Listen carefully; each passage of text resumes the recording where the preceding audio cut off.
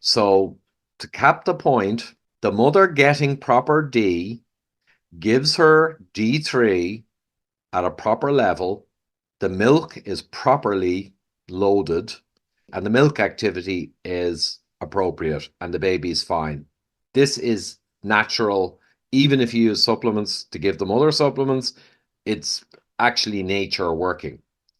Over here, the mother is dreadfully low in vitamin D because the supplement they recommend is a joke, right? It's a crime in my mind. And as a result, her milk is useless. So this is a simple picture, right, guys? God bless Professor Hollis. This is a simple picture. He proved it beautifully. But Semmelweis proved his point about washing hands after doing autopsies so you wouldn't kill loads of mothers when you deliver babies with dirty hands from the autopsies. But they basically threw him in an insane asylum and basically killed him. So luckily, Hollis just never got his data, his brilliant data circulated. They didn't actually put him in an insane asylum.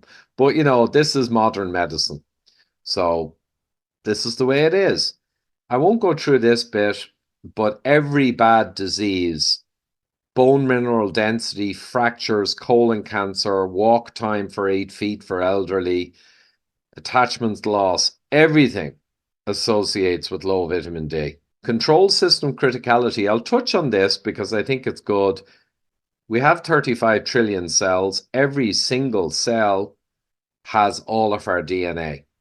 We're that kind of covered for our code.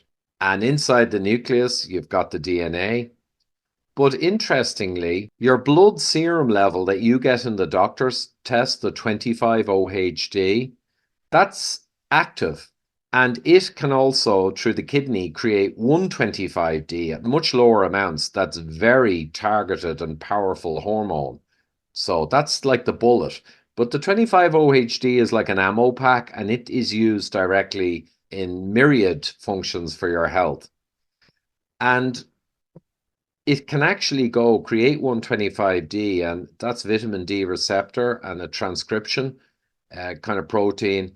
It can go in to your DNA when you have a problem, and vitamin D is used, the active metabolite 125, is used to actually go in and transcribe a segment of your DNA code for a protein that's required.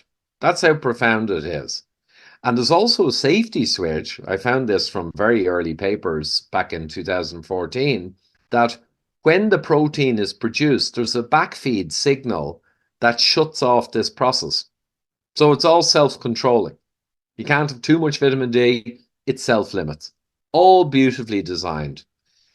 And I just went through back then the mechanisms where the 125D goes in to the exact point in your DNA, finds the protein that's needed. That's why the D was triggered, unwraps your double helix, 2 strands of DNA for the piece with the vitamin D receptor, and creates mRNA to code the protein that's required. That's transcription.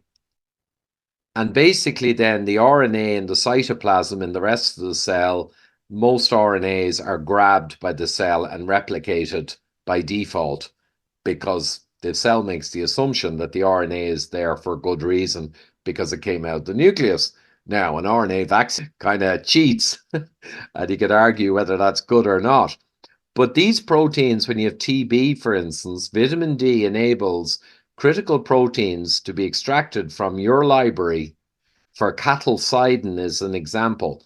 That's a kind of biocide for TB and other kind of infections. So you produce a big burst of these biocides that attack the invading infection. And replication in the cell means you create a kind of a storm of them, and they are relevant to myriad diseases. So this is the profound nature of vitamin D. And yet the system says we don't care about vitamin D. You only need a few hundred microunits, which is a joke. It's not important. Our drugs are better.